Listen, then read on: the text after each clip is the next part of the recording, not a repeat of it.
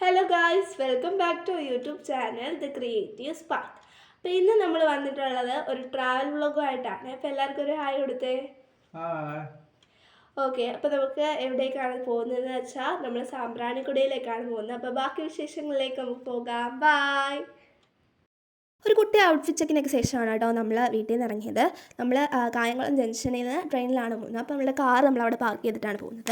അപ്പോൾ ഈ ഒരു ട്രാവലിൽ 3 മോഡ്സ് ഓഫ് ട്രാൻസ്പോർട്ടേഷനാണ് നമ്മൾ യൂസ് ചെയ്തിട്ടുള്ളത്. ഒന്ന് നമ്മുടെ കാറ്, പിന്നെ ബസ്, ട്രെയിൻ നമ്മൾ ലോക്കലിലാണ് പോയത്. ലോക്കലിൽ പോകുന്നതിൻ്റെ ഒരു സുഖം അത് വേറെ തന്നെയല്ലേ.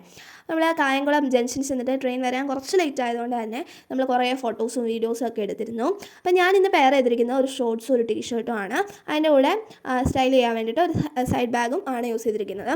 അപ്പം ഈ ഒരു കോമ്പിനേഷൻ നിങ്ങൾക്ക് ഇഷ്ടപ്പെട്ടെങ്കിൽ താഴെ കമൻറ്റ് ചെയ്യാൻ മറക്കണ്ട. എൻ്റെ ഫേവറേറ്റ് ഡ്രസ്സിൽ ഒന്ന് തന്നെയാണ് കേട്ടോ ഇത്.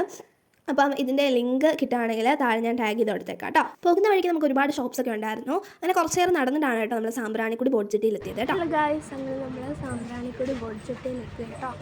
നമ്മൾ ടിക്കറ്റ് എടുക്കാൻ വേണ്ടി എല്ലാവരും പോയി കാണാം.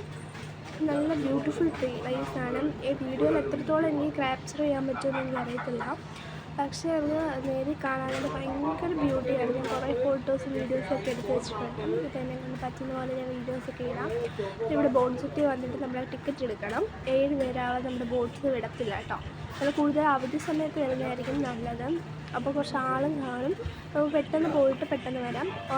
1 മണിക്കൂറാണ് കേട്ടോ നമുക്ക് ബോട്ടിൽ നിന്ന് നമ്മളിവിടെ പോയിട്ട് സാമ്പ്രാണിക്കുടി ചെന്നിട്ട് 1 അവറാണ് കേട്ടോ നമുക്ക് ടൈമുള്ളത്. പെർ ഹെഡിന് ഇവിടെ റേറ്റ് വരുന്നത് 150 റുപ്പീസാണ്. നമുക്ക് ബാക്കി വ്ളോഗ്സിലേക്ക് പോയാലോ. അങ്ങനെ ഇതാണ് അവിടുത്തെ പ്ലേസിൻ്റെ ബ്യൂട്ടി എന്ന് പറയുന്നത്. നമ്മുടെ ആ ഒരു അവിടുത്തെ വെള്ളത്തിൻ്റെ കളർ എന്ന് പറഞ്ഞാൽ എന്താണ്, ഒരു ഫ്ലൂറസൻ ബ്ലൂ അല്ലെങ്കിൽ എന്താണ് ആ കളറിന് പ്രത്യേകം പറയുന്നതെന്ന് എനിക്കറിയത്തില്ല.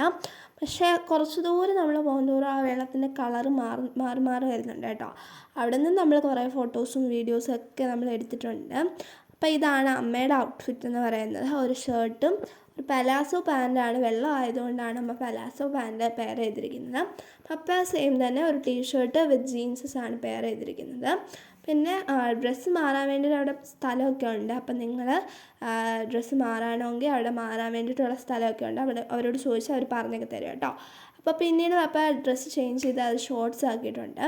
സാമ്പ്രാണിക്കുടിയിൽ നമുക്ക് ഒരുപാട് ഫോട്ടോസും വീഡിയോസും എടുക്കാൻ പറ്റിയ ഒരു ബ്യൂട്ടിഫുൾ പ്ലേസാണ്.